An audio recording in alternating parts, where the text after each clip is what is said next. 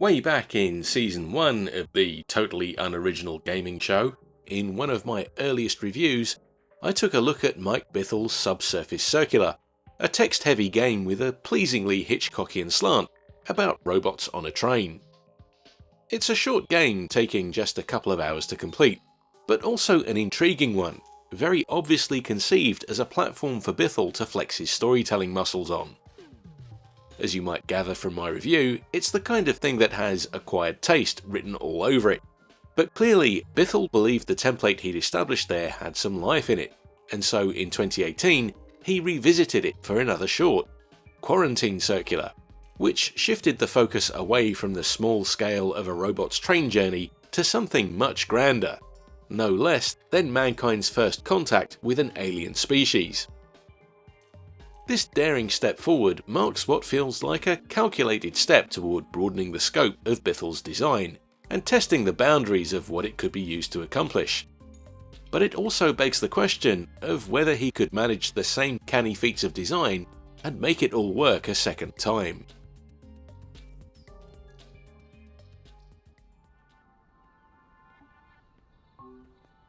Quarantine Circular isn't a direct sequel to Subsurface Circular, but mechanically it plays near identically.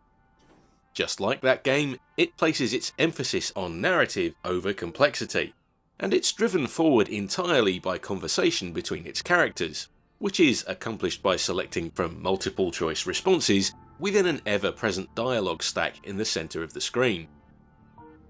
Its storyline plays out over several scenes, or sequences as the game calls them, during which you're given simple objectives, usually to steer conversation in a specific direction to achieve a desired outcome.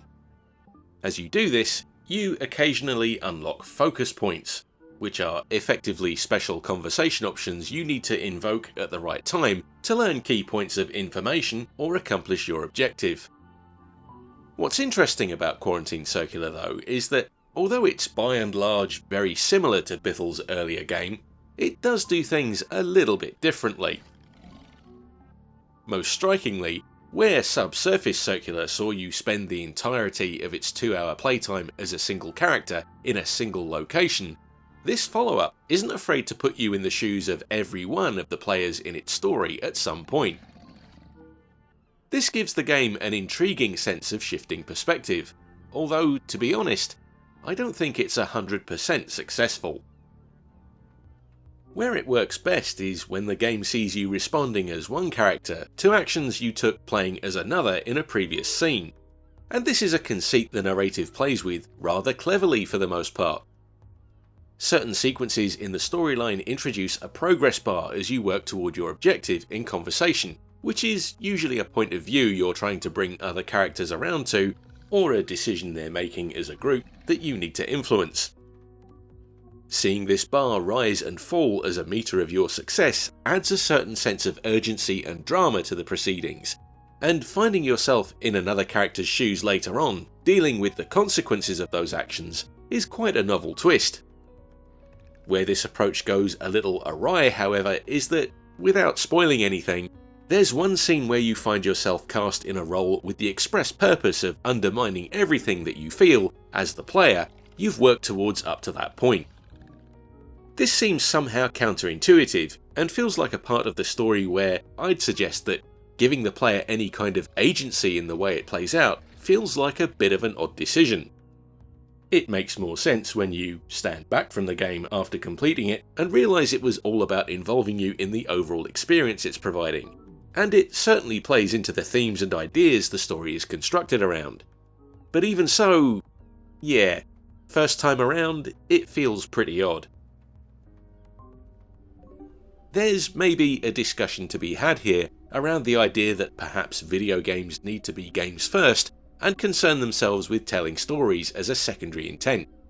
But I think that's kind of subjective, and in all honesty, I have a hard time seeing how much that necessarily applies to something like one of these Bithell shorts.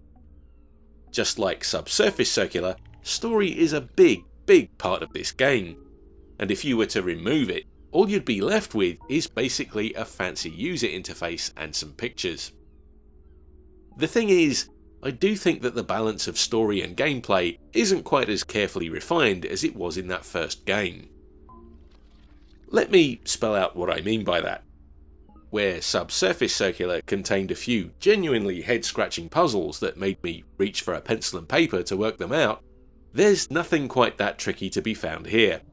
In fact, those puzzles in Quarantine Circular that require any kind of deductive work are easily solved by consulting one of the game's few new features, an easily accessible record of notes made by its characters as the story unfolds. Just like the previous game, if anything here does give you trouble, you've got the option to access a hint at any time by pressing the X button. But I seriously doubt you'll end up doing that. What's more of an issue for me, considering how concerned this game is with providing a narrative experience, is that there are some instances where the all-important flow of dialogue feels jarring in a way that it didn't in Bithell's earlier game. They're the exception rather than the rule, but at its most noticeable, it almost feels like the character interactions are being awkwardly beaten to fit into a shape the game demands so it can push the player toward its conclusion. I found that mildly disappointing. It's definitely nothing game-breaking, but it does feel like a rough spot in an otherwise smooth ride. And it's a reminder that you are indeed playing a video game, being just intrusive enough to yank you out of the narrative, which is unfortunate for a game that stakes so much on its story and character interaction. While I'm rattling through my list of complaints and nitpicks about the game, something else I'll mention is that I noticed an issue with its performance on the Switch. I'm one of those Switch owners who almost never takes the console out of its dock, and even then I noticed some annoying audio glitches, with periodic dropouts in the background music. I don't get why that should happen, as there's really not a whole lot going on here to tax the console's processor. I would have expected it to run flawlessly, and for me, this puts a dent in the game's atmosphere. So yeah, there are some aspects of this game that are less than perfect, but to round out this review with some positives, I do think it's actually got a few things over the game that came before it.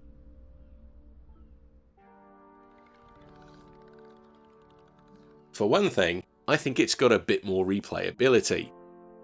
I was critical of Subsurface Circular for kind of ending with a whimper, and in much the same way, once you finish a playthrough of this game, it just ends and rolls credits.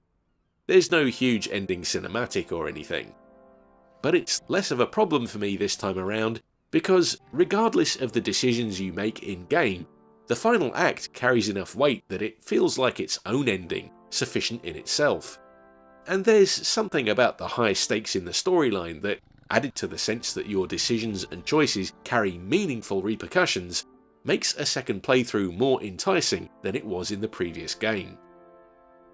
It's got to be said as well, Mike Bithell's writing here is every bit as sharp as it was in Subsurface Circular, and it's most definitely worth playing if you appreciate that kind of thing. I purposely don't want to say too much about the way the story develops, because it's such a huge part of what makes Quarantine Circular work. Suffice to say, there are some big ideas in play here. Bithell's very clearly fond of tackling issues of ethics and morality in his writing, and as much as these short games of his might boil down to being graphically overblown multiple choice questionnaires, they deal with some meaty, thought-provoking concepts. They're billed as games based on the art of conversation, and in all honesty, there's something about them that makes me wonder if playing them isn't too dissimilar to having a conversation with the man himself. Maybe I'm light years off base with that statement, but I feel like I see something of their designer's personality in them, and that's intriguing to me. It gives me the impression he'd be an interesting guy to sit down and chat with over a cup of coffee or something.